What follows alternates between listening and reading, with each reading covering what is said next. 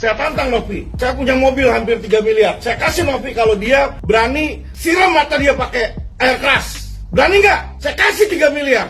Alvin Lim tantang Novi dan Densu, imbalan 3 miliar rupiah jika berani siram mata pakai air keras.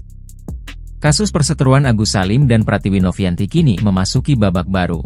Terbaru, pengacara Agus Salim, Alvin Lim menantang keras Pratiwi Novianti dan Denny Sumargo dengan memberikan imbalan uang senilai 3 miliar rupiah. Dalam preskon Alvin Lim, ia mengatakan akan demo dan minta Kapolri untuk bertemu langsung dengan korban penyiraman air keras Agus Salim. Bahkan Alvin Lim tampak menggebu-gebu meminta agar Pratiwi Novianti dan Denny Sumargo diproses hukum. Menurut Alvin Lim, Novi dan Densu sudah melakukan pelanggaran HAM. Selain itu, Alvin Lim menantang Novi dan Densu untuk menyiram mata dengan air keras dan akan diberikan imbalan uang sebesar 3 miliar.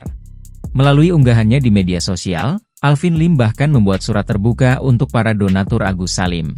Berlatar belakang mobil mewah miliknya, Alvin Lim menuliskan siap membeli hak tagih dari para donatur yang berniat menjual hak donasi mereka.